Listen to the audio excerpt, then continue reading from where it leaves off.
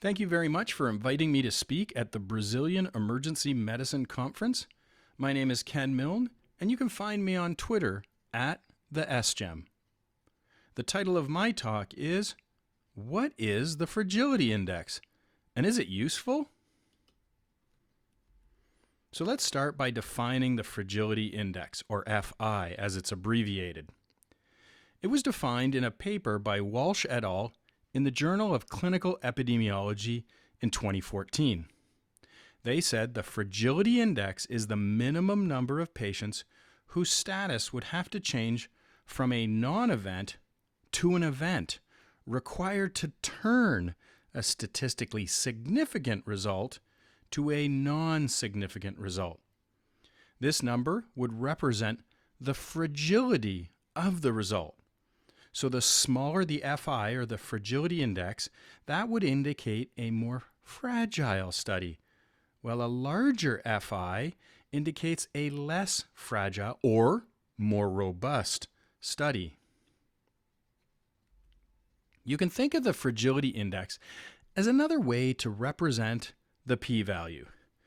Now, medicine has this very low bar of a p-value of 0.05 or 95%. That's also 2 sigmas to get over to consider something statistically significant. In comparison, particle physics uses 5 sigmas or 99.9999%. This is a p-value of, or probability of 3 times 10 to the minus 7. Or about 1 in 3.5 million chance the data is at least as extreme as what was observed. Now, much ink has been spilt about the misuse and misunderstanding of the p-value. Some have called to end its use altogether, and at least one journal will not publish p-values. Others have said, let's just raise the bar by lowering the number that we would consider statistically significant from 0.05 to 0.005, so changing it by an order of magnitude to be more certain and to mitigate against things like p-hacking. So the Fragility Index is another summary statistic that can be used to describe a study. It's similar to other summary statistics, like the number needed to treat, the NNT. Now, just to remind everybody, the NNT is 1 over the absolute risk reduction. And like the NNT, the Fragility Index has both strengths and weaknesses. And there is this great article written about the Fragility Index by Dr. Ed Palmer, an anesthetist and critical care physician. And his article is called Randomized Control Trials, Anything But Fragile. One of the key strengths of the Fragility Index is that it's super easy to understand and it seems really intuitive. What's the number of patients whose outcome would have to change from a non-event to an event to turn a statistically significant result, and remember that's the p-value of less than 0.05, to a non-significant result, dichotomized to a p-value of greater than 0.05. It's expressed as a whole number, so the FI of 1 would mean only one patient would have to change from a good to a bad outcome to make a randomized control trial now not be statistically significant. Calculating the Fragility Index is fairly easy too, and there are these online calculators like ClinCalc that can help you do that. There are also a number of weaknesses to the Fragility Index. I'm going to mention 3 briefly, and these come from that blog post by Dr. Ed Palmer. It was an editorial he wrote, and he tried to get it published, but unfortunately, no one would publish it, so he posted it on his blog. But it was recently reposted on Critical Care Review's website. So the 3 issues I wanted to briefly mention were, 1, the circular argument is being based on efficacy of study design. Number 2 is the bias of the studies, so the internal validities are not addressed by the Fragility Index. And then the third thing is that it could be misleading, misused, or misinterpreted. So let's start with that first one. Studies are generally powered for their primary outcome of efficacy. And in order to be really efficient, researchers estimate how many participants would be needed to observe the magnitude of the effect if true. And this is a power calculation that should be done a priori to collecting any data. And if the study is done correctly, most should give us a result that clusters around a p-value of 0.05. Therefore, they would have a low fragility index and could be considered fragile. However, this would be circular reasoning to criticize a well-designed study that was very efficient and was not overpowered solely on the fragility index. Another weakness of the fragility index is it does not tell you anything about the biases of the study itself. Was there a lack of randomization or a lack of blinding?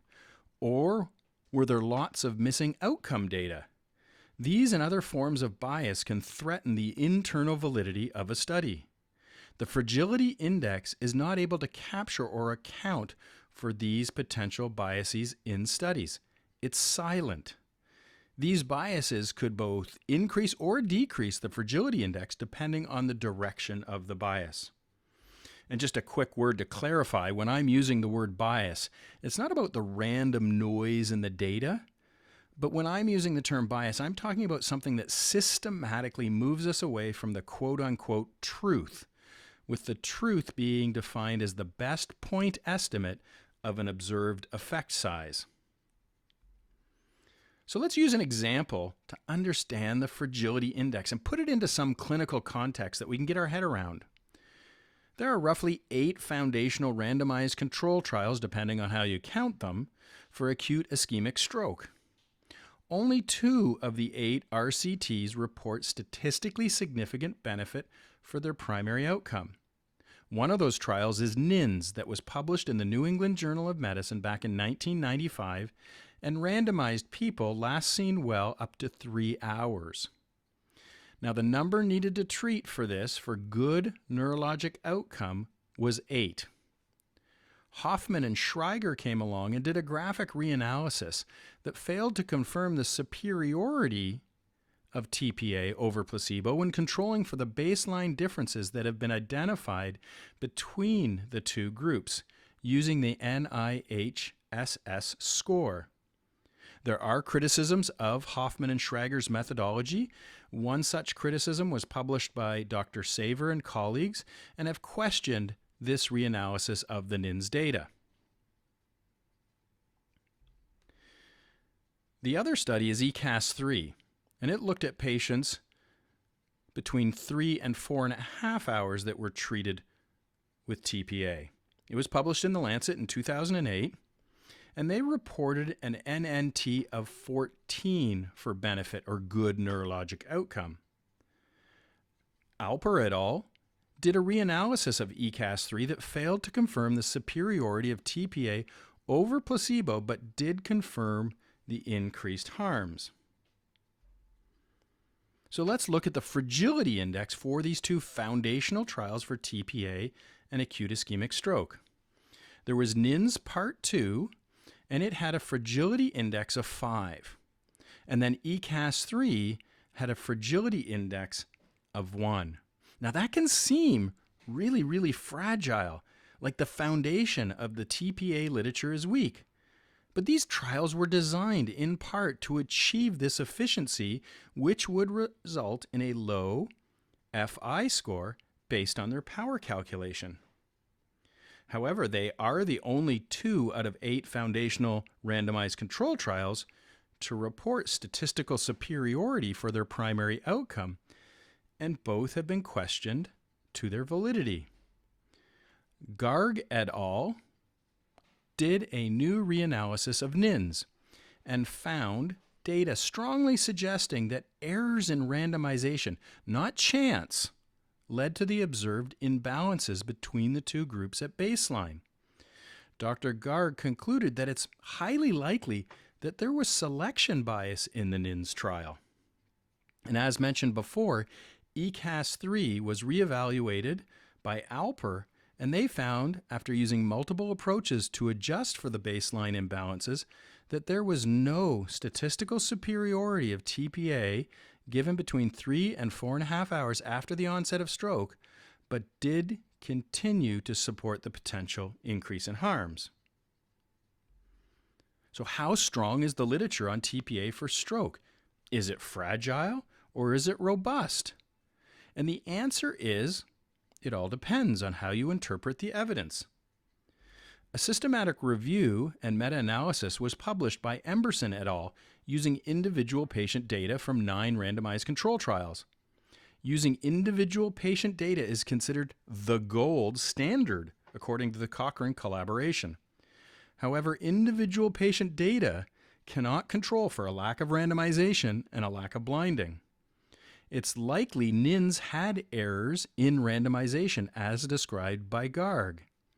And almost half, 45%, of the just more than 6,700 patients in the Emberson systematic review and meta-analysis came from one trial, the IST3 trial, which was an unblinded study. Now, Munn et al. Recently published a meta-analysis looking at TPA for stroke treated in under 3 hours and calculated a cumulative fragility index. They reported a fragility index of 42 for good neurologic outcome defined as a modified Rankin score, or MRS, of 0 to 1, and a fragility index of 40 for good neuro defined as a modified Rankin score of 0 to 2. They concluded that TPA was one of the most robustly proven therapies in medicine. Again, while doing a meta-analysis can add power, it does not address any underlying biases of the included individual trials. So when critically appraising and interpreting systematic reviews and meta-analyses, we must consider GIGO. That's garbage in, garbage out. These meta-analyses, whether looking at a summary statistic like the NNT or the fragility index, do not take into account the internal validity or biases of the included studies. I would opine that these biases of the individual studies are more important in understanding the, quote, truth of a claim, and that would be the best point estimate of the magnitude and direction of an observed effect size, than any summary statistic. And one other thing I want you to consider when assessing the validity of a paper and the fragility index is missing data. Dr. Ravi Garg has recently published a second paper that looks at missing outcome data from the TPA literature.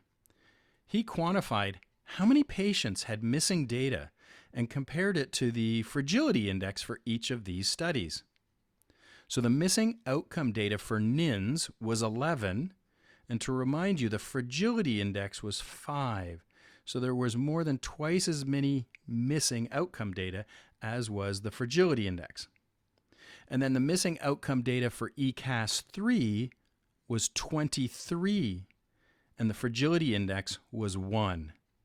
So, in the only 2 studies reporting a statistical benefit for their primary outcome in the stroke literature, the missing outcome data was greater than the fragility index. However, I want to emphasize that these summary statistics of missing outcome data being greater or less than the fragility index, while it's very attractive, it's very simplistic, and it fails to capture the nuance of the evidence. And there are a number of methods that can be used to address missing outcome data in trials. So the missing outcome data in these 2 TPA trials being greater than the fragility index does not, on its own, automatically invalidate the trials. However, it does inform my skepticism and should prompt us as clinicians to reconsider the interpretation and decisions regarding the management of stroke patients that were based upon these 2 trials. So now you should know what the fragility index is. I gave you an example of TPA for stroke, And now you need to decide if you think the fragility index is useful. From my perspective, the fragility index is just another statistical tool that can be used, misused, and abused. This is not much different than other summary statistics, like the number needed to treat, or the NNT. Understanding what the fragility index represents and its weaknesses can minimize over-interpreting this summary statistic. It's how you use and apply the tool that matters. The fragility index is just one data point that needs to be considered and put into context and interpreted. And I'm more interested in the biases within a study that threaten the validity of the study, and I'm less interested in the summary statistic used to describe a study. So thank you very much, and I'm happy to take any questions.